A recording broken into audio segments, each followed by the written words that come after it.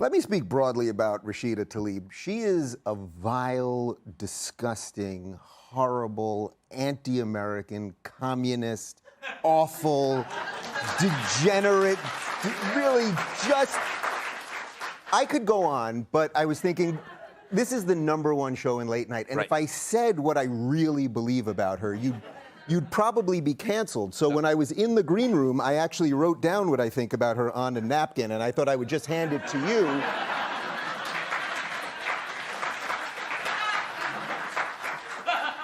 And if you read that aloud... Can I share it? If you read that aloud, I will never be on Fox again.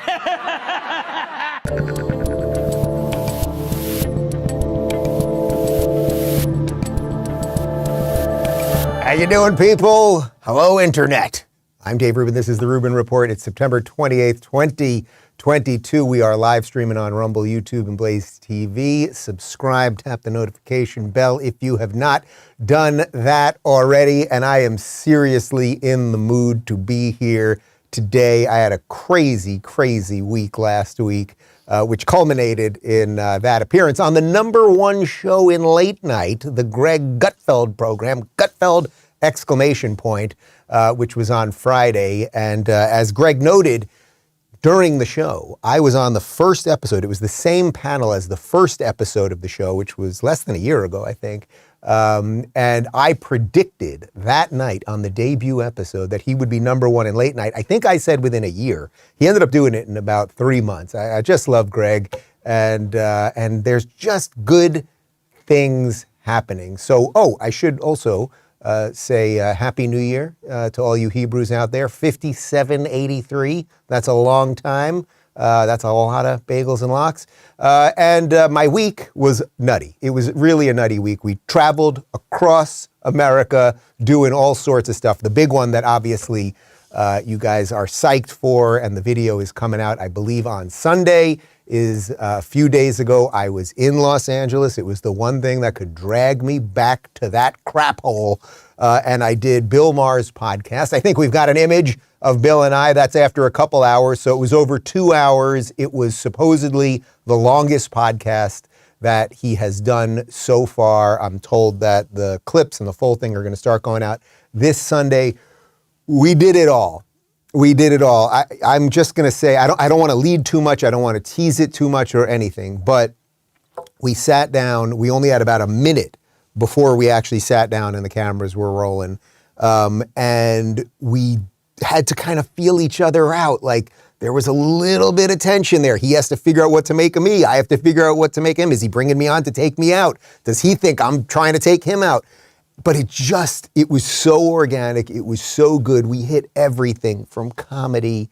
There was a lot of sex talk. I'm just warning you up front. He really wanted to know about my sex life. I'm not thrilled about that. Maybe they could edit that part out, but there was just a lot. It was just a lot of everything. There was a lot of tequila. He got me to smoke weed on camera. I can't say he got me to smoke weed. About halfway through, I decided to jump in on the weed. But we did everything. We did the politics thing. We talked Trump. We talked DeSantis. We talked liberals. But it wasn't all about politics. We were really trying to get to know each other. He welcomed me, invited me on real time. And that's all I'll say about it for now. But it was just good. It was good. Trust me, and you're going to want to watch the full thing. I'll leave it at that. I've probably said too much already. But it's an important piece of everything that we're doing here, that guys like Bill Maher and I can sit down and slog through some of the nonsense. Because if that conversation had ended after 2+ hours and we were just like, that was terrible, we're not going to do that again, I think it would be indicative of a bigger problem for America. But it was not like that. It was really, really great. And Phoenix can confirm I was stoned after. How was I in the car? Stoned. There. What are you going to do? That's what weed'll do to you. Sorry. Anyway, the other big thing last week, I think we've got some video. We've got some video of Rumble. Rumble went public. It was awesome. Yeah!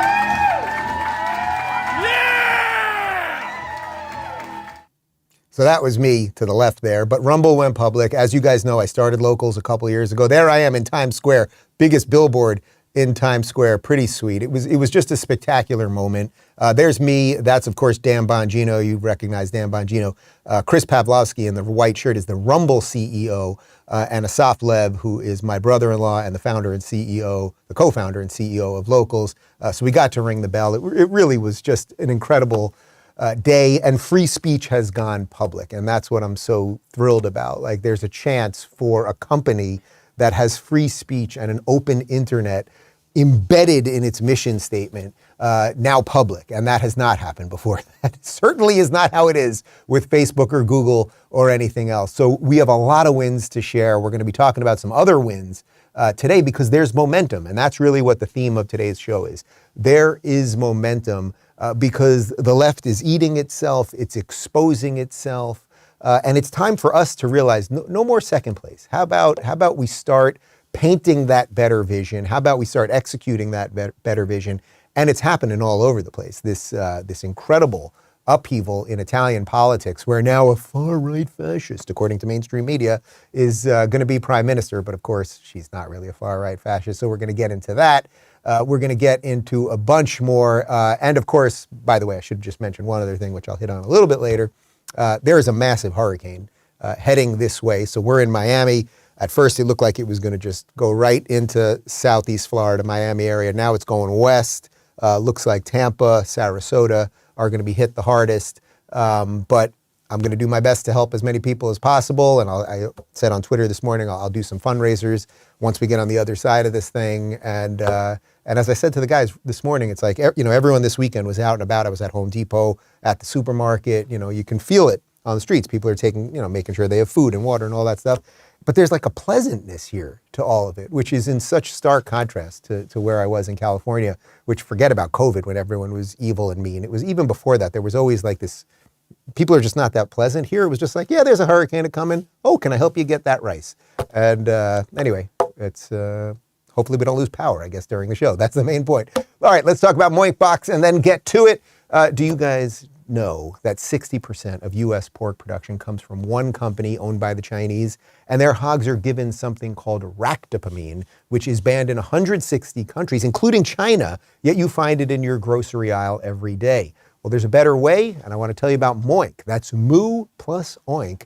Moink delivers grass-fed and grass-finished beef and lamb, pastured pork and chicken, and sustainable wild-caught Alaskan salmon straight to your door. Moink farmers farm like our grandparents did, and as a result, Moink meat tastes like it should because the family farm does it better.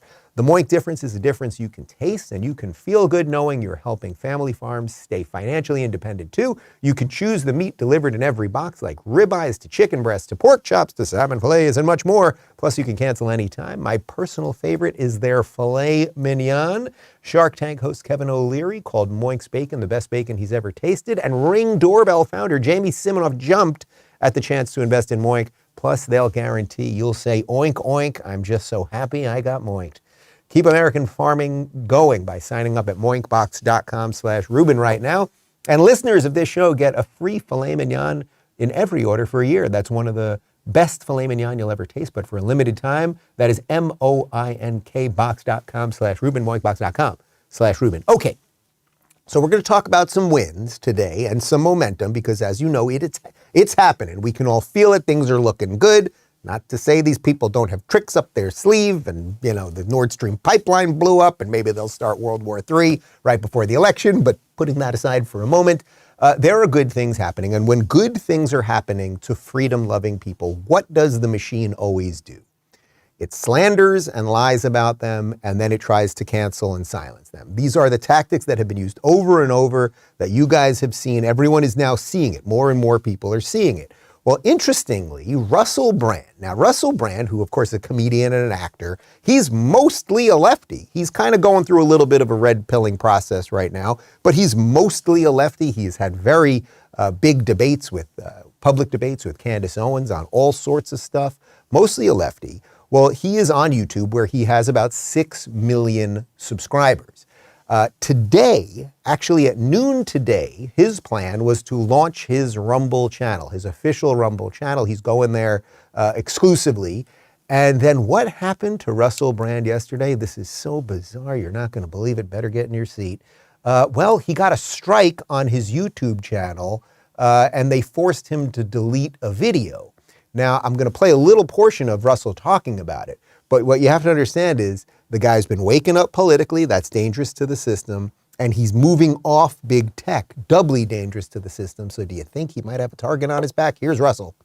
We have been officially censored by YouTube. They took down one of our videos for misinformation. But why are big media organizations not censored for misinformation in the same way? Is it because YouTube are part of the mainstream media now? Earlier this month, we did a video about the changing narratives around COVID, the pandemic, and COVID treatments, in which we cited information on official government websites, which we misinterpreted. I'll have to be careful talking about it now, because I don't want to make the same mistake that's had one of our videos pulled down and an official warning issued. The good news is we're moving to Rumble. All of our content is up on Rumble first, and we'll be streaming on Rumble every day.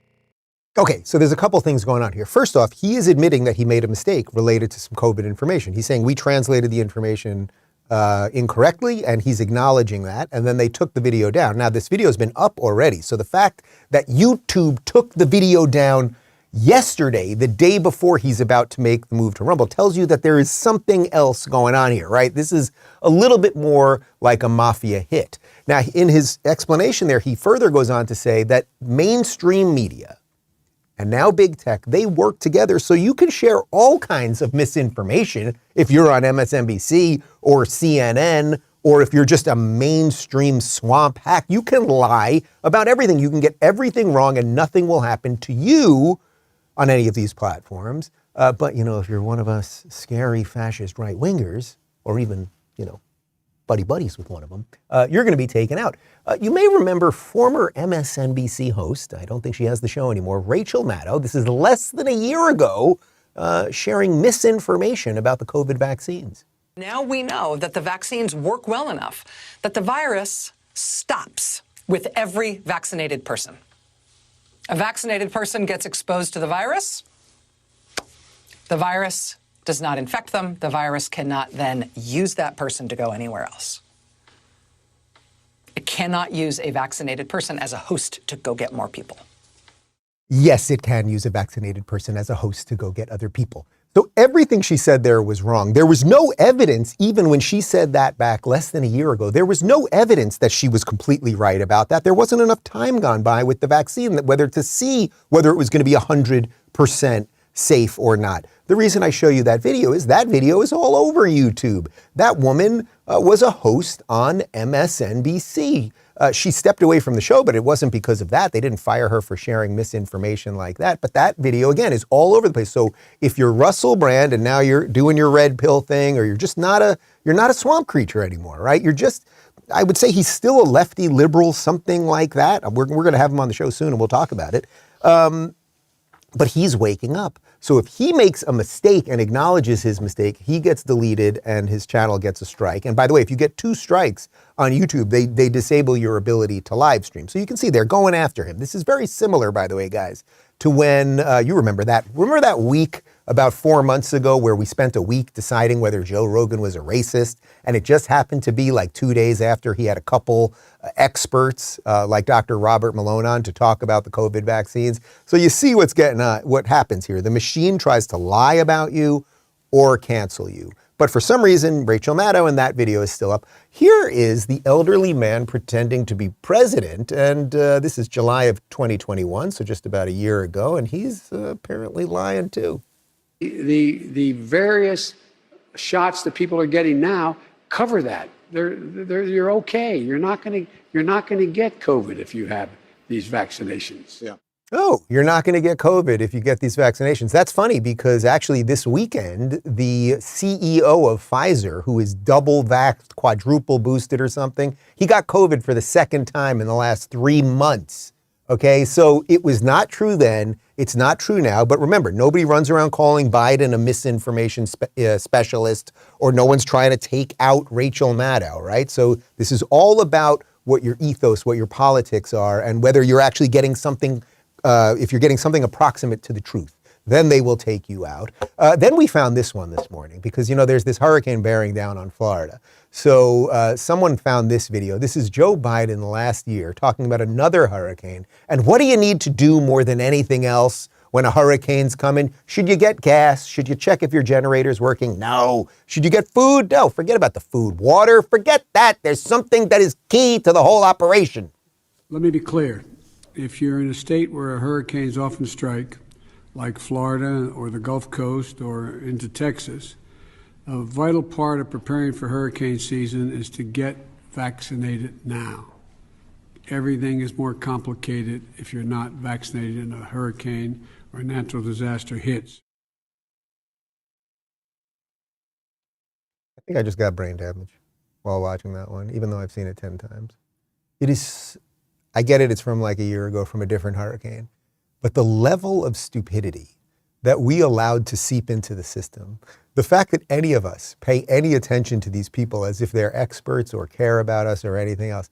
Yes, you better get vaccinated as your house is being sent to Oz in the tornado. You know, you're hanging out with the Tin Man and the Scarecrow, who, by the way, they're doing a remake of Wizard of Oz and they're all going to be gay or something. That's another one coming, which I thought the Scarecrow was gay. Or wasn't the Tin Man? I thought they were doing it, the Tin Man and the Scarecrow. Anyway, you get the point, guys. They lie about everything, but if you're on their side, and this is what Democrat privilege is, if you're on their side, you can lie about everything, you can get everything wrong, you can attack your opponent's motives and all of those things, but if you're just somewhat awake, you're going to be destroyed and censored. That's what Russell is dealing with right now. However, to get this to where we started today, he's now moving to Rumble, and he'll be live every day at 12 Eastern right after this show. So that is pretty sweet. But let's continue to expose the maniacs, because there are maniacs. And you know, if I say maniac, I'm either talking about a woman of The View or Justin Trudeau. We'll get to them in just a second. First, let's talk about real estate agents I trust. You guys know that buying or selling a home is already one of the most stressful things you can do, and it can be 10 times worse if you're not working with the right agent. Our homes are usually our biggest investment, which is a ton of responsibility, and you need an agent who takes that seriously. That's why I recommend Real Estate Agents I Trust. They work with only the best agents in every market. They do their homework. They talk to every agent before inviting them to join their team. And here's a big one. They only work with full-time pros, no part-time or inexperienced agents. They make the intro and then follow you through the buying or selling process to make sure that you're satisfied. The agents they work with have long track records and are the best sellers in their field. They're part of this audience. They share your values, and they're almost anywhere you want to go.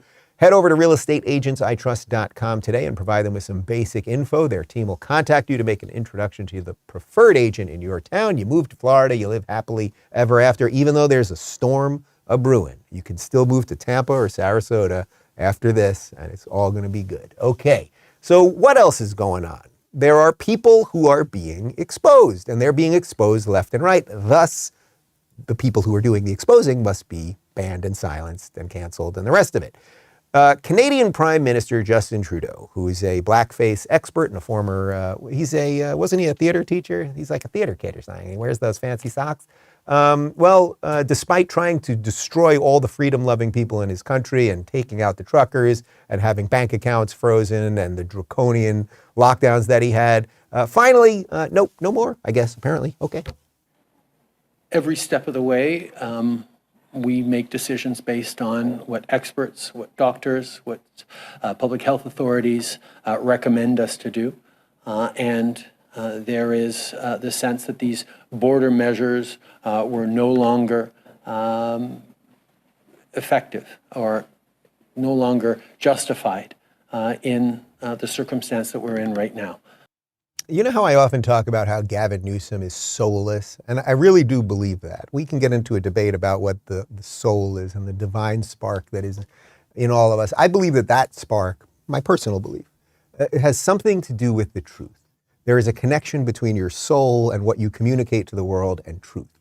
Justin Trudeau, like Gavin Newsom, is soulless. He cannot say a word of truth. It is beyond his capabilities as a human being. This has nothing to do with science. It had nothing to do with experts. They didn't just magically 2 days ago look at a new study and be like, okay, we can open up the country and let people who aren't vaxxed fly in and let unvaxxed fly out. It's all complete nonsense. It's that they see the worm is turning. They see now that this might cost them all their jobs, and God willing, it will. All of them, every single one of them, including this guy. This is Health Minister, Canadian Health Minister, Jean-Pierre Duclos, I believe I pronounced that right, announcing the end of vaccine passports, testing, masking, and a bunch of other stuff. We are announcing that the Government of Canada will not renew the order in Council that expires on September the 30th and will therefore remove all COVID-19 border requirements for all travelers entering Canada. This includes the removal of all federal testing, quarantine, and isolation requirements, as well as the mandatory submission of health information in ArriveCan.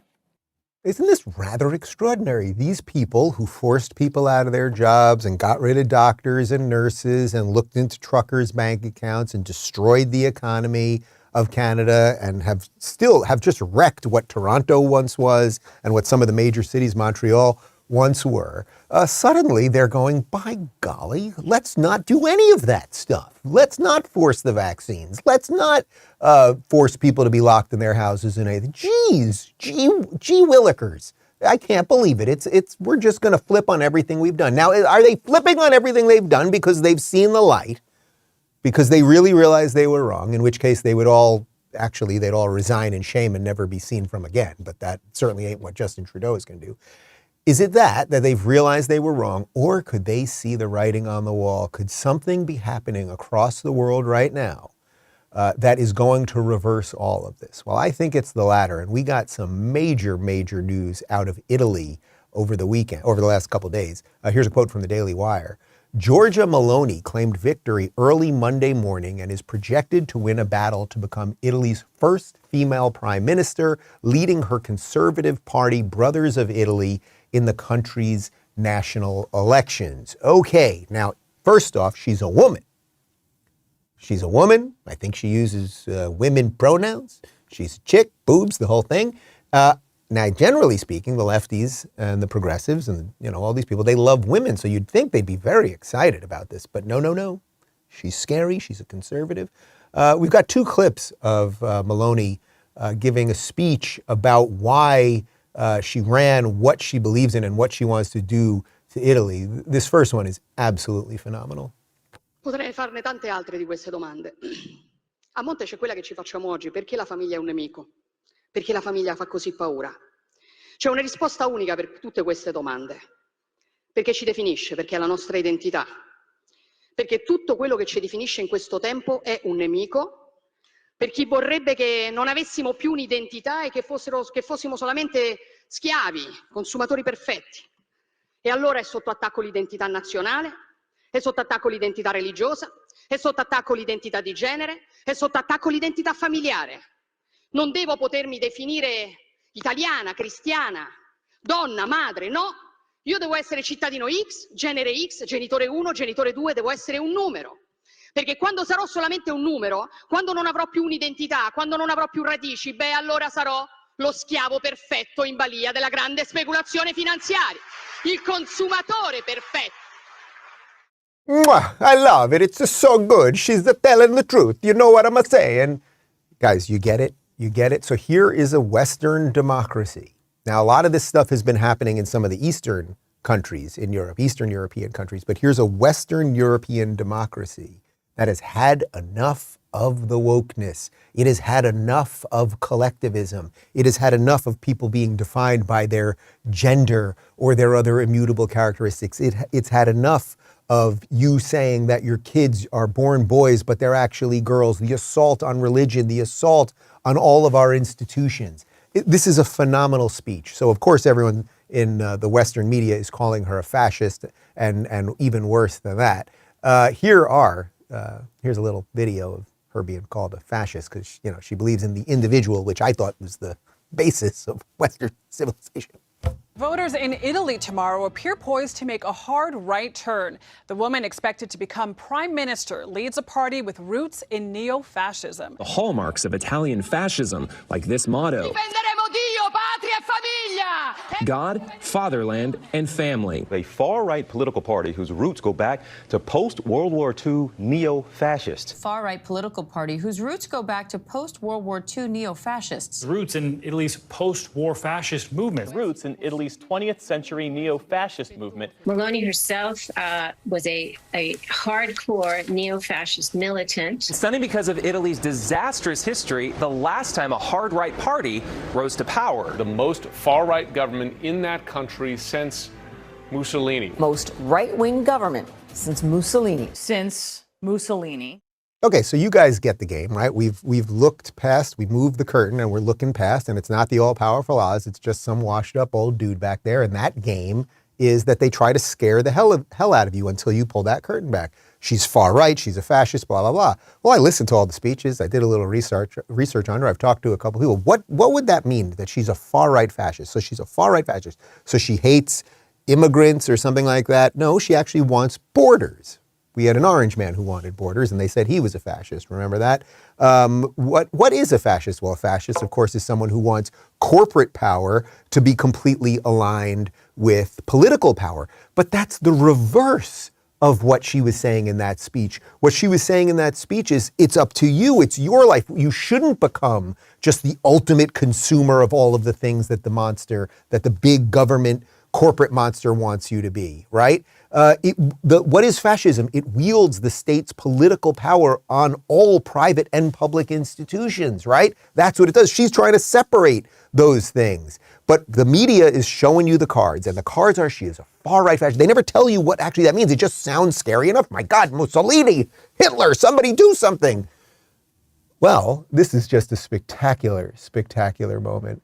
One of her main political rivals, he's from a lefty party in Italy. His name is Matteo Renzi. Well, he was asked if she's actually a fascist, and I don't think CNN liked the answer. But personally, frankly speaking, I was against Giorgia Meloni. So I'm not the best friend, and we grew up together in politics, but we are, and will be rival always. At the same time, I think that is not a danger for Italian democracy. She's my rival, I'm rival. We will continue to fight each other, but the ideas are now there is a risk of fascism in Italy is absolutely a fake news. She won election, particularly because populism a lot of times won in Italy. Sorry, Matteo, you ain't getting on CNN again. He is former prime minister, by the way. So this is not just some like little cabinet minister somewhere in Italy. And as he said, we grew up in politics together. I disagree with her on the fundamental issues, but she's not an extremist, and she certainly isn't a fascist. But the media has no problem lying to you about everything and everyone if they don't bow to the narrative. So why are they freaking out about her? Well, we showed you a little bit of it before, but she continued defending nationalism, defending individual freedom, and the right for Italians to set what the Italian agenda is going to be. E questa è la ragione per la quale oggi noi facciamo tanta paura. Questa è la ragione per la quale oggi questo appuntamento fa tanta paura.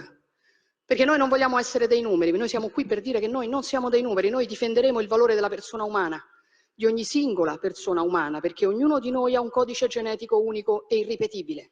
E questo, piaccia o no, ha del sacro. Lo difenderemo Dio, la patria e la famiglia, che fanno tanto schifo a qualcuno. Lo faremo per difendere la nostra libertà, perché noi non saremo mai schiavi e semplici consumatori in balia della speculazione finanziaria. Ecco la nostra missione, ecco perché oggi sono venuta qui. Scriveva Chesterton ormai più di un secolo fa, vediamo se ve lo trovo, fuochi verranno attizzati per dimostrare che 2 più 2 fa 4, spade verranno sguainate per dimostrare che le foglie sono verdi in estate. Quel tempo è arrivato, signori, siamo pronti. Grazie.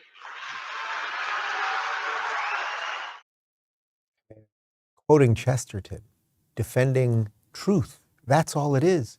Truth. We are all individuals. We are all unique. We can come together to create a community and a country and a government to protect our rights. And apparently Italy has had enough. But the mainstream media, it's crazy because it shouldn't be this way, and it's not supposed to be this way, and it doesn't have to be this way. But this is what they do. So now I want to bring this back to America for just a moment, because as I mentioned up top, and as all of you watching know, there is a massive, massive hurricane bearing down on Florida right now. And it is very, very obvious that there is nothing that the mainstream media, that the corporate press would like more than for this hurricane to cause a massive disaster in Florida. I'm talking blackouts and deaths and all that. I really believe that. I'm not being hyperbolic when I say it. They would love for this hurricane to demolish Florida because you already got it, yes, because it would take out Ron DeSantis, or it would at least damage Ron DeSantis. DeSantis and the entire apparatus of Florida have been dealing with this thing incredibly well. So he gave 5 press conferences yesterday, 5 press conferences. His last one was at 11 p.m. last night, about what's going on here, how to be prepared, what areas are going to be the worst hit, what you can do, the whole stuff. I've never seen a more efficient and clear and clean explanation of what to do in a natural emergency. But of course, the media really, really wants to get him. FEMA Administrator Chris Wells said today that she acknowledged concerns that Florida, as was said, lacks response to the storm so far, and that Whoa. Give me a break. That is nonsense. Stop politicizing, okay? Stop it. We declared a state of emergency when this thing wasn't even formed. We've had people in here, you've had counties doing, they've done a lot of hard work, and honestly, you're trying to attack me, I get, but like you're attacking these other people who've worked very hard, and so that's just totally false. I don't think we've ever, certainly since I've been governor, declared a state of emergency this early. We made sure that we were very inclusive with it. We said that there was a lot of uncertainty, and we've worked to make sure the preparations that have been done and all the stuff, you talk to the people at the counties when they've needed something, stuff gets there very quickly because of what Kevin and his team have done. Perfect answer, right? Perfect answer. They want to get him. The media wants to get him. Trust me, Politico, MSNBC, Washington Post, they already have the articles written. They are written already. And these guys, these loser, alcoholic, pathetic, pandering, buffoon journalists, okay, air quote journalists, they are waiting to click publish so that they can get what they want, which is the destruction of Ron DeSantis. It ain't gonna happen. It ain't gonna happen. And everyone here in Florida is doing the best that they can and coming together.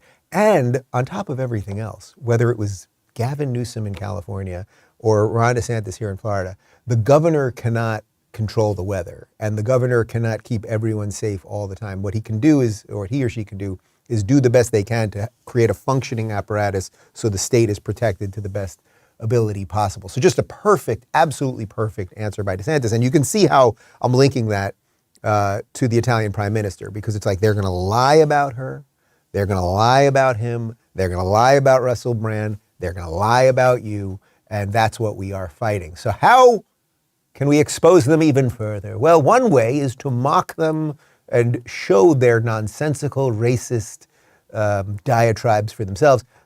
And now we got the warning. Yeah, there we go. Sorry. Yeah, we got something from The View. Here's Sonny Hostin.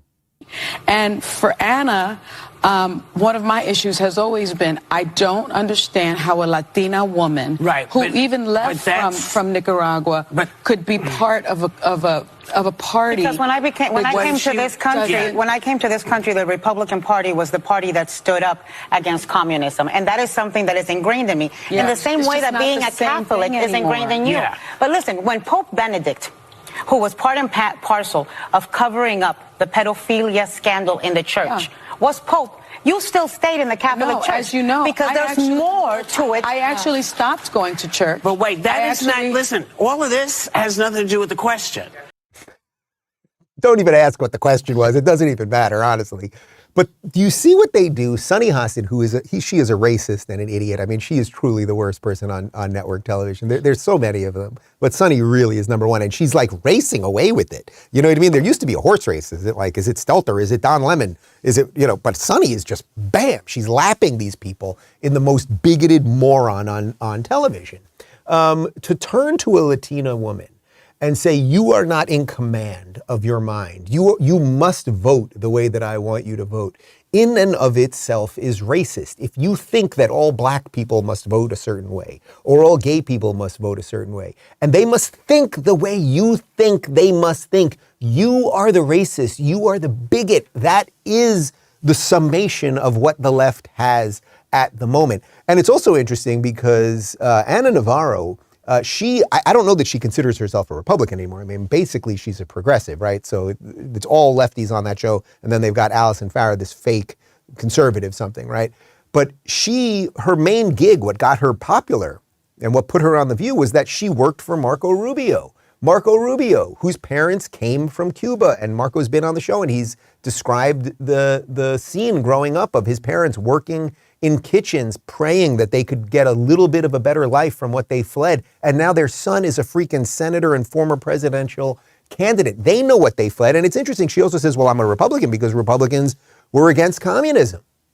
Democrats basically are communists at this point. I think you could argue, I don't want to make a big deal about it, but I think you could argue that Democrats are basically fascists at this point. I don't want to play their game, but they love the combination of corporation and political power. Oh, you get jabbed because the government told the corporation to do it, right? That's anti-individual. All right, I won't play their games to the extent that they play them. But watching them eat themselves alive is just spectacular. We've got a little more from The View. Can you put the warning up again? We must warn the people. Because Corinne Jean-Pierre, the black lesbian who is the press secretary for the elderly man pretending to be president, she went on and she's just, well, watch. The last time you were on with us, you were pretty unequivocal that President Biden was running again in 2024, because I think I asked you that question. But over the weekend, he said something that I haven't heard him say. He said it was much too early to make the decision on whether he will run, opening up the door, in my view, to potentially not seeking another term. It's almost unheard of course, for a sitting president to waver on running, right? So were you surprised that he said that, the change of tone? Well, I will say this, and I think he followed up and said that he intends to run. And that's basically been the place that he has been. And I have said that. He has said that. The vice president has said that he intends to run. And look, I think for this president, for this administration, it is so important to focus on what's at hand. And that's where our head is at. It's just such disingenuous public relations nonsense, right? Like the way she speaks, the way her inflection and her tone and where she looks down and all these things. It's so not real and authentic. Joe Biden is not running again. They are going to eat him and destroy him if his brain doesn't explode before the next election. It is not going to happen. But as I've said many times, they're all in on it. There's a reason Kamala says she's going to support Joe, and Gay Pete says it, and Corinne Jean-Pierre, because it's all they've got. All they've got is that they've sucked up to the system, and the system gave them jobs that they don't deserve. So you got to keep sucking. It's a lot of sucking. Your jaw is freaking tired at the end of the day. It's true. It really is true. But this is just beautiful. So now Jen Psaki. Now you remember Jen Psaki. She was the former White House press secretary. The woman could not say anything true if her life depended on it. Well, she's even now, what happens to her? She leaves the White House, and then what do? You get a job. She's an NBC News analyst. And she has a show, I think, coming out on MSNBC. But think about how fraudulent they do it right in front of our faces. You are a paid public relations liar for an administration. That's what your job is to do. And then you get a job analyzing the news, and we're supposed to take any of this seriously? You clowns, you ridiculous, abject clowns. Well, here she is completely contradicting Corinne Jean-Pierre. They also know that crime is a huge vulnerability for Democrats. I would say one of the biggest vulnerabilities. Jen Psaki says that crime is a huge vulnerability for Democrats. Why would she say that? So, again, I can't do electoral politics from here, as you know, but I don't agree with your characterization of what she actually said. I mean, she literally said it's a huge liability for Democrats. Now, what's funny is when Jen Psaki was standing behind that podium only months ago, she would have never acknowledged that crime is a problem for Democrats, right? She would try to confuse you. We've played many videos where they tried to make it sound like Republicans were defunding the police, and actually Democrat-run cities aren't, drowning in crime. Can we get the number, Daphne? Can we get the how many people were shot in Chicago this past weekend? Can I get a death and shooting number, please? This is what's happening across Democrat cities. We all know it. The average person knows it. We spent about 48 hours in New York City, and it's a dump. It is a dump. I loved New York City growing up. My great-grandparents lived there. My grandma lived there. I lived in New York City from 2000 to 2013. I was there during 9/11. I absolutely loved New York City. If you can make it there, you can make it anywhere. I gave Connor the full Seinfeld tour of the Upper West Side, showing off all the restaurants and everything. Like, I love New York City. It's a dump now. It smells like weed everywhere. You don't see business people. That's what was shocking. We were in Midtown. We wandered around. Like, you don't see people wearing suits like doing business anymore. You just see a lot of people in hoodies, and everyone smells like weed. And I'm not even against weed at some level, or certainly at a personal level, but everything smells like weed. It's dirty. You can sense like there's that if you just got punched in the face on the street, that nobody would care, that it just wouldn't matter and all that stuff. 38 people were shot in Chicago this past weekend, 7 dead. We're not going to hear any of their names because you can guess the color of the skin of the shooters and the color of the skin of the victims. Doesn't fit the equation, so we can't talk about that. But the point is that Psaki, she goes from being a liar at the White House, then she just makes more money to be a liar and a, quote, analyst. So if you've got a friend that watches NBC News or MSNBC for news, you got to say to them, you got to grab them. You got to grab them by the head, and you got to smack them, and you got to smack them again and go, what are you doing? You're getting your news from someone who has told you what they are. They are an activist. She is a Democrat, right? That's okay. You could be there's Republican versions of all of this too, right? The swamp is what the swamp is. I'm just talking about the girl that's doing it now. The idea that she could analyze news for you, the same person who's been lying about the news, like she was the chief liar for the last year, and now she's a news analyst. Just absolutely incredible. But let's go back to The View. Can you throw up the warning one more time? I think we only need it one more time today. Because Joy Behar, Joy, I should call her Joyless. Joyless Behar, she has a winning ticket. She thinks the Democrats can do it. She's very, very excited. Then I think Gavin Newsom has a chance. Gavin Newsom and Stacey Abrams, what a ticket that would be. Oh. Pretty good. What are these seals clapping about? Do they literally throw small fish into the audience so that they will clap and hopefully get fish in their mouth? Oh my God, Joy! Like, is that what they're doing? Is that what they're? I've been to the audience of The View. They don't even give you water. I don't even. It's pretty terrible. Shout out to my buddy Tom, who I think maybe still is the warm-up comic, although I probably shouldn't have said that because now he's going to get fired. Anyway, Tom, if you need a job, let me know. You guys get the point here. You guys get the point. These people are crazy. You're actually crazy, Joy Behar. You think Gavin Newsom, who destroyed California, with Stacey Abrams, who has never accomplished anything other than spending 4 hours at the Golden Corral. What's a Golden Corral? Is that a buffet? Yeah, she closed down a Golden Corral in Atlanta. I'm pretty sure that's it.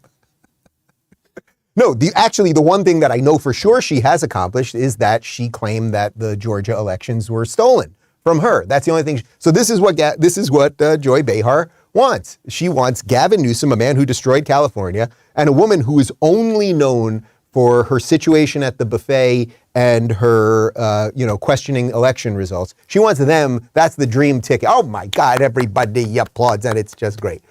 Well, you know what? Gavin Newsom, who obviously is going to run and who is actively trying to take out Joe Biden, this weekend, they asked him, he was doing a talk, and someone asked him, well, why is everyone leaving Cali if you're such a great dude? And listen to this pure, abject, horse poop lie. Are more people leaving California for Texas or leaving Texas for California? Well, we lost about 182,000 folks in the last census. But how do you explain that against the backdrop of those very remarkable statistics you just cited? Many factors, and there's been 2 deep analysis that drives the number one factor. The vast majority, almost the entire amount, impacted because of the visa policies in the Trump administration. This whole damn border debate is made up. It's made up. Where's Congress? Where the hell are they? They haven't done their job. He's soulless. It's the only way to describe him. The light that is in all of us, that has something to do with truth, has been extinguished, and he is an evil reptilian monster. So now, first off, 360,000 people left California last year. We just checked while he was talking. 360,000. So he lied about the number, and then he completely lies about why. It had something to do with the Trump visa program. Connor, when we were packing up and everything, did anything to do with the Trump visa program? Phoenix, Trump, Daphne, did you know about the Trump visa? Yeah. We left because Los Angeles had turned into a dystopian nightmare of crime and lockdowns and drugs and just the worst of what a society could be. well, I can't say the worst because San Francisco's worse, and that is what his job was. He was the mayor of San Francisco before Los Angeles. People fled California and are fleeing California in droves because of high taxes, mismanagement, fires, electrical outages. You are a horrible, horrible person, Gavin Newsom. And you've always been a horrible person. Here's Gavin Newsom. I like this one. Well done today, Phoenix. Here's Gavin Newsom back in 2008 promising to end homelessness in 10 years. We believe fundamentally that food solves hunger, that shelters solve sleep, and that housing solves homelessness. And if we're going to solve the problem of those that are out on the streets that we define as homeless, we better solve the housing problem if we're going to have an impact.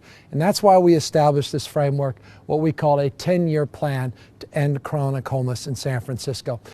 Okay, not only did he not do that, he actually did the reverse. He destroyed San Francisco. Don't forget it, know it, share it with your brainwashed friends like Joy Behar. I love the line, food solves hunger. It's so brilliant. Food solves hunger. What are we having for lunch today, by the way? Should we do a little Chick-fil-A maybe? We'll discuss. Food solves hunger. Housing solves homelessness. Meaningless drivel, which makes him the perfect Democrat. Actually, that's not, yes, food at some level. What are the Democrats are very, very good at? At this level, right, base level, they can say something that makes sense. Food solves hunger. And then they go, oh my God, food does solve hunger. When I'm hungry, I have food. I have a Snickers bar and then I don't want to punch somebody. Okay, that is sort of right. And housing solves homelessness. Well, I suppose if you didn't have a house and you were homeless and then they gave you a house, you wouldn't be homeless. So that sort of works at that level. All you have to do is think about it for a half a second more and realize that these are just meaningless drivel slogans. Are you going to endlessly give people food and would that solve the food shortage problem? Are you going to endlessly give people housing? Or is it possible that these people have deep psychological problems often, that they have massive drug addiction problems, that you haven't created the conditions for them to get good high-paying jobs so that or you have overregulation of buildings so that the contractors who want to come in and build better houses and innovate don't want to even come to your city. He is a liar. He has been wrong at absolutely everything forever. Although, miraculously this weekend, he did say one thing that kind of made sense. These guys are ruthless on the other side. Where are we? Where are we organizing bottom up a compelling alternative narrative? Where are we going on the offense every single day? They're winning right now. The Democratic Party has to assert itself much more aggressively. Well, he was right that we're winning, and that's why he's freaking out. He's got absolutely nothing. But again, don't count your chickens till they hatch. Okay, these people have things up their sleeve, whether it's starting a freaking nuclear war with Ukraine or God knows what, COVID-7, monkeypox 9. Don't forget it. But he's nothing. He is nothing but a reptile in a suit. So what's happening and why are they losing? Well, you know what's happening?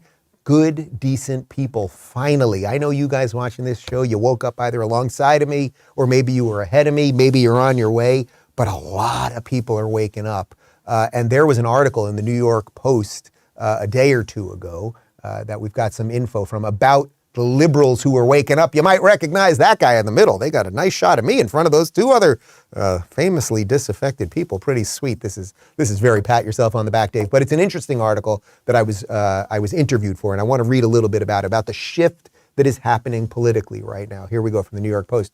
Registered Democrats are sick of the radical left and some are switching sides. The social justice obsessed, ultra progressive, increasingly illiberal left is even alienating liberal celebrities. Once feted as a progressive darling, Tesla CEO Elon Musk tweeted in May that he can no longer support the Democrats. In the past, I voted Democrat because they were mostly the kindness party, he wrote. But they have become the party of division and hate, so I can no longer support them and will vote Republican. In June, he followed through on that promise by voting for Texas Republican Mayra Flores in a special House of Representatives election. Flores won in a massive upset, becoming the country's first Mexican-American-born U.S. Congresswoman. YouTube podcaster Dave Rubin, very dapper Dave Rubin, resigned his post in 2015 at the Young Turks, a popular left-wing news channel, after his own political awakening. He now dubs himself the Why I Left the Left guy. In a YouTube video that has garnered more than 15 million views, he made his position clear. Today's progressivism has become a faux moral movement, hurling charges of racism, bigotry, xenophobia, homophobia, Islamophobia, and a slew of other meaningless buzzwords at anyone they disagree with. The battle of ideas has been replaced by a battle of feelings, and outrage has replaced honesty. Diversity reigns supreme unless it's that pesky diversity of thought. This isn't a recipe for a free society, it's a recipe for authoritarianism. In November last year, HBO host Bill Maher echoed the same thoughts when he told Chris Cuomo on CNN that the Democratic Party was toxic because it had become the party of no common sense. He said he expected the Democrats to get thumped in the midterm elections this year. He might just be right.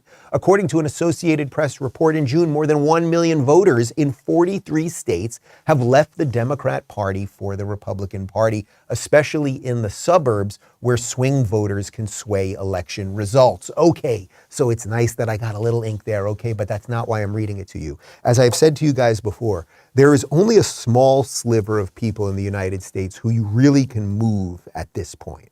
Right? So you're never going to move, let's say the hardcore Trump base or Republican base. They're never going to become Democrats and be like, you know what, Democrats and the social justice warriors and Joe Biden are in. I'm moving there. Let's say the real hardcore base of the Democrats, they're never going to somehow move and be like, yes, I'm voting for Trump or even DeSantis, who they're going to paint as even worse than Trump, as you know. So who can be moved? Well, there are a sliver of people who are somewhat sort of centrist, sane people who over the last couple of years because of COVID have woke up to what big government and big tech are doing to all of us. And if you are concerned about constant censorship, if you are concerned about people that want to lock you in your house and force you to be injected with things and have policies that stop business from coming into your neighborhood and increase homelessness and increase violence and all of those things, if you're concerned about any of that, then you might just be moved to the Republican position a little bit. As I always say, it does not mean that they're great, but you cannot be a Democrat. You don't have to be a Republican, but you cannot be a Democrat. So there is this slew of people, and in this article, they're including people like me, let's say, and Elon and Bill Maher, as people that are voicing what's going on here. 1 million Democrats from a year ago are now registered Republicans. Here in Florida, there's now around a 300,000 surplus of Republicans to Democrats. When DeSantis took over, there was a deficit about 50,000. People are waking up, and the reason I'm always hitting on this is that's the group of people who might just decide the fate of Western civilization, or at least the fate of the United States of America. Because those are the people who could be like, you know what?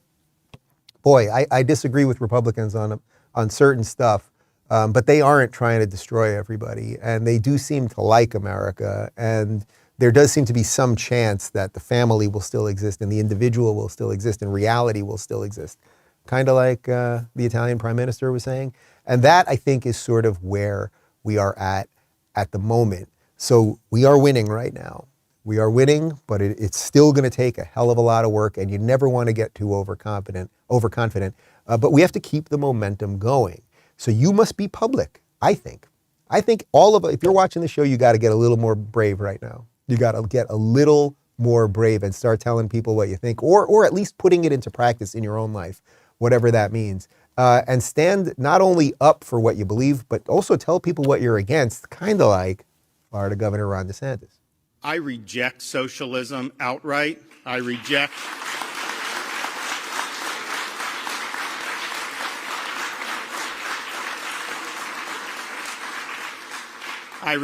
Marxism, Leninism, communism, any of these isms that have come out of a political theory that basically denies the worth of each and every individual, denies people's aspirations to reach for the stars, denies the fact that we have inherent God-given rights. God-given rights, individual rights, caring about the family, belief in reality, whether it's in Italy or right here in Florida. There is a winning message here, and it's very obviously a winning message, and that's why they're censoring. That's why they're censoring. That's why they're canceling, because that's all they got.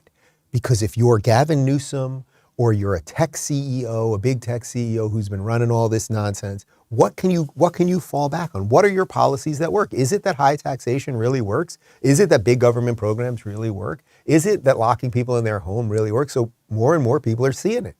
And since they don't have good arguments Well, they can call us fascists, and they can call us bigots, and then they can also delete all our accounts and everything else. So that's what we got to fight. But I have nothing better to do than save the world. Do you? Let's stick around for a cold close, but I got a couple comments. Excuse me. From the Rubin Report Locals community, Lucky says, best conspiracy theory I've seen is that the elites created the hurricane with their weather machine to hurt the freest place on Earth. I could almost buy that because they'd love to see Florida destroyed, except these people are so incompetent that a bunch of social justice warriors trying to build a weather machine sort of seems hilarious. Although that does remind me of the episode of G.I. Joe cartoon around 1985 when Cobra built a weather machine. And I don't have to tell you how that ended.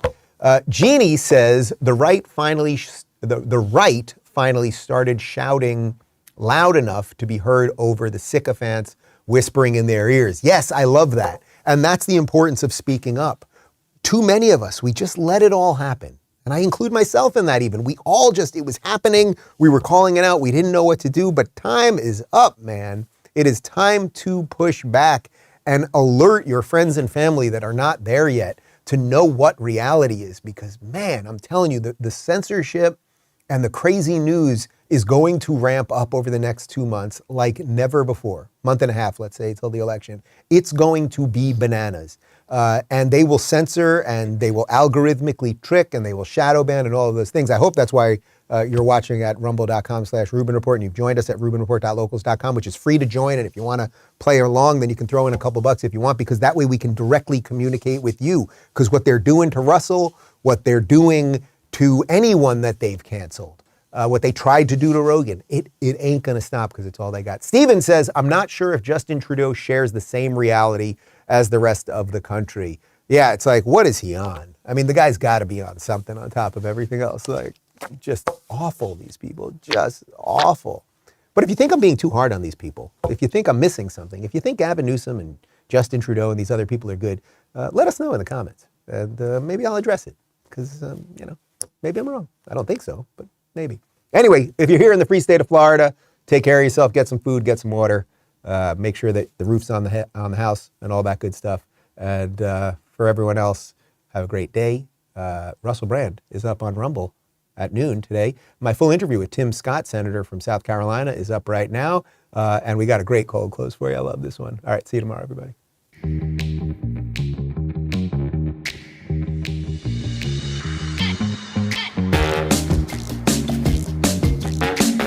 At some point in time, they have to move. We don't have the services to take care of 50 immigrants. The state of Massachusetts is stepping in, mobilizing the National Guard. They got rid of them within 44 hours.